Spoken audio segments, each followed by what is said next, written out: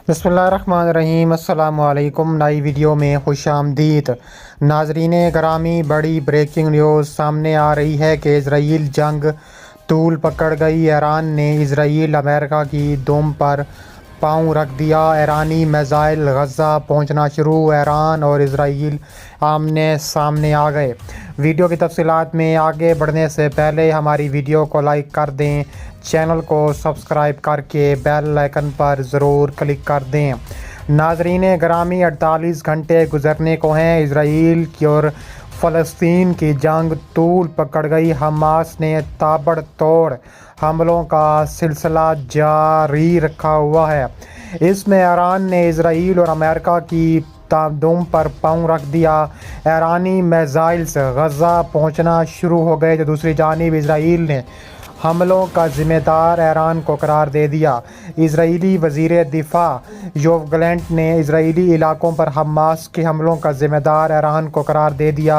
ईरानी हुकूमत की जानिब से हमास की मुकम्मल हमायत की यकीन दहानी पर इजरायली वज़ीर दिफा योव गैलेंट का रद्द-ए-अमल में कहना था कि ईरान ने हमारे साथ खुल्लम खुल्ला जंग शुरू कर रखी है।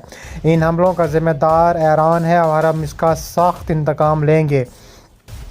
इजराइल के वज़ीर-ए-आज़म नेतन्याहू का कहना है कि ये खुली जंग है। जिन सरहदी इलाकों में हमास के जंगजू मौजूद हैं उन्हें फ़ौरन क्लियर कराया जाएगा।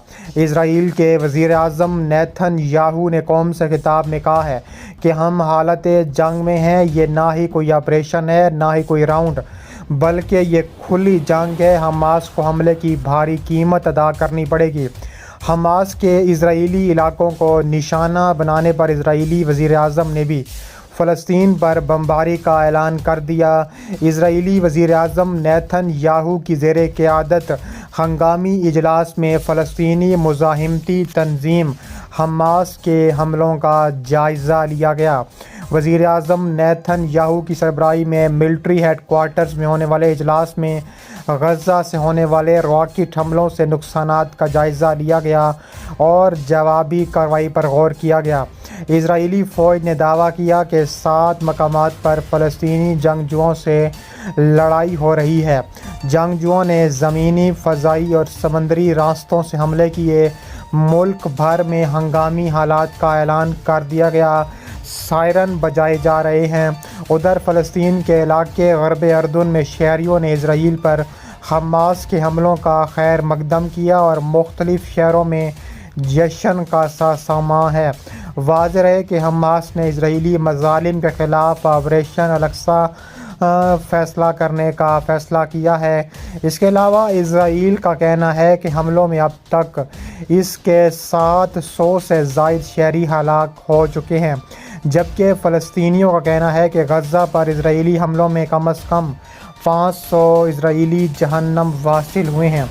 इजरायली हुकूमत के मुताबिक हमास ने 100 इजरायली फ़ौजियों और शहरियों को यरगमाल बनाया हुआ है। इसके अलावा रात भर गज़ा पर इजरायली रॉकेट हमले जारी रहे हैं। अमेरिका ने इजराइल में मुतअद्दिद अमेरिकी शहरियों की हलाकत की तस्दीक की।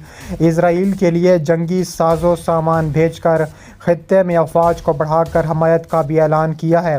इजरायली फ़ौज के तर्जुमान ने कहा है कि मुल्क हालत जंग में है। हमास से इजरायली इलाकों और लोगों का कंट्रोल वापस लेने के लिए कोशिशें जारी हैं। हमास ने शनिचर की सुबह इजराइल में रॉकेट हमले किए थे। इसके मुसल्लह अफराद इजराइल में दाखिल हो गए थे। ये गुज़िश्ता दिहाइयों में सबसे कशीदा तरीन सूरत हाल बताई जा रही है। इसके अलावा इजरायली के वज़ीर दिफा योव गैलेंट का कहना है कि उन्होंने गज़ा की पट्टी की मुकम्मल नाकाबंदी का हुक्म दिया है।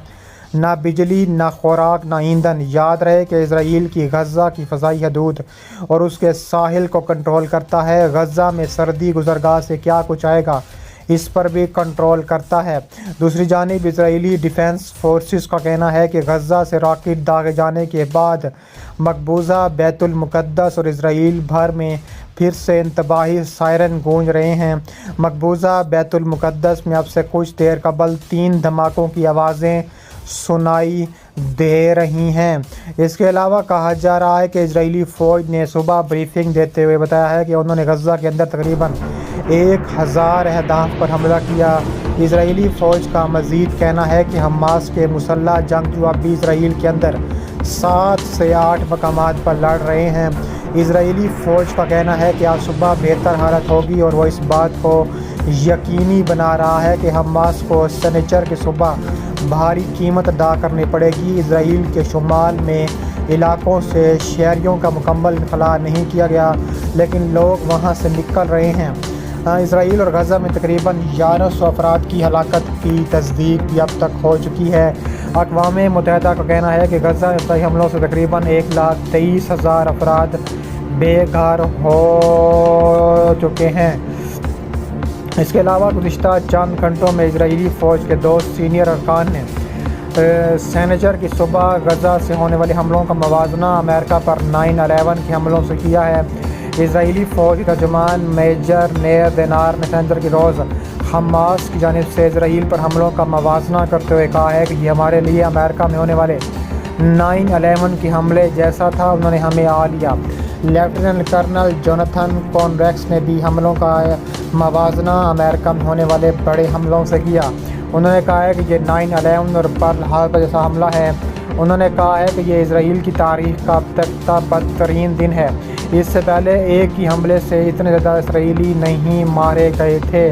اس کے علاوہ اسرائیلی فضائیہ کا کہنا ہے کہ غزہ پٹی میں حماس اور اسلامی جہاد کے 500 سے زائد اہداف کو راتوں رات نشانہ بنایا گیا۔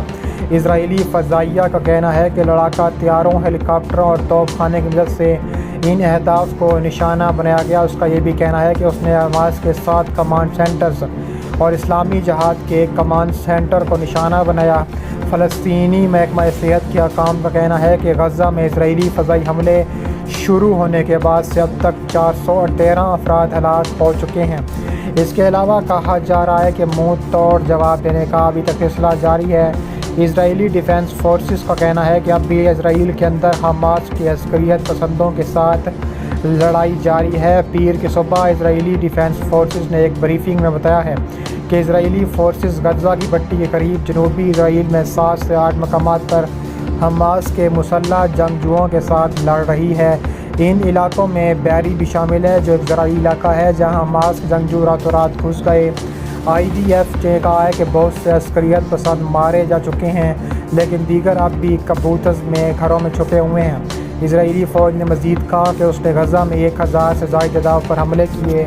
کرنل لیفٹیننٹ ہیچرڈ نے صحافیوں کے ساتھ بریفنگ میں کہا ہے کہ اس آپریشن کا دائرہ کچھ بالکل مختلف ہے۔ چیزوں کو دفاعی انداز میں واپس لانے میں ہماری توقع سے زیادہ وقت لگ رہا ہے اور آگے بھی وقت لگے گا۔